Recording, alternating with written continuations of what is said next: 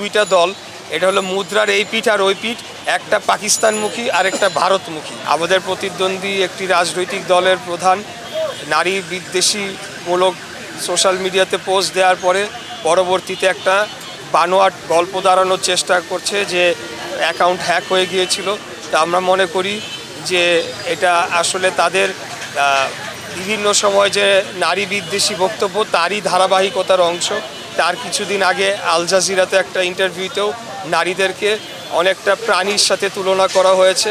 তো একজন নারীকে মানুষ হিসাবে দেখতে হবে প্রথম পরিচয়, আর তারপরে তাদেরকে অন্যভাবে ট্রিট করার বিষয়টি, এটি নিয়ে আমরা অত্যন্ত উদ্বিগ্ন রয়েছি।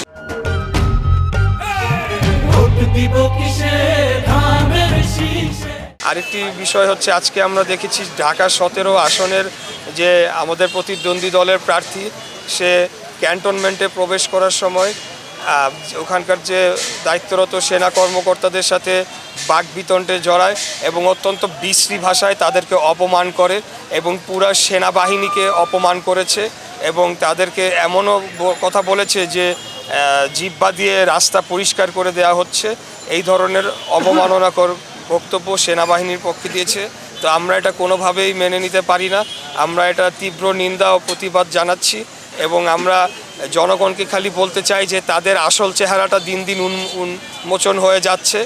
তাদেরকে আগামী 12ই ফেব্রুয়ারি সর্বসাধারণ যাতে ব্যালটের মাধ্যমে জবাব দেয়। একটা দলের পক্ষ থেকে একটা মন্তব্য করা হয়েছে যে স্বাধীনতার ঘোষক জিয়াউর রহমান না, এই বিষয়টা কি মন্তব্য করেন? হ্যাঁ, আমি এটা ভুলে গিয়েছিলাম। এটা আমি দেখেছি, দেখার পরে আমি প্রথমে এটা বিশ্বাস করতে পারি নাই। আমি ভেবেছি এটা কি কোনো এআই জেনারেটেড ভিডিও কিনা, যে এরকম একটা মন্তব্য কিভাবে করতে পারে।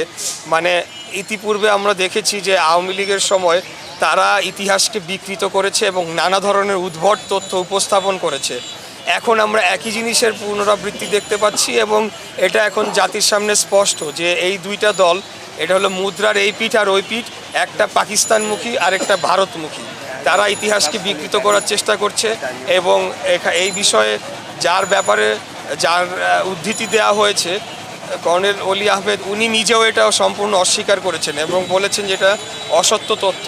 তো আমি জানি না আসলে তারা কি কারণে এই ধরনের বিতর্ক সৃষ্টি করছে। তারা আমি বলবো যে এটা আসলে বাংলাদেশের জনগণ এটা কোনোদিনও মেনে নিবে না এবং আগামী 12 তারিখেই তারা ব্যালটের মাধ্যমে তাদের জবাব পেয়ে যাবে।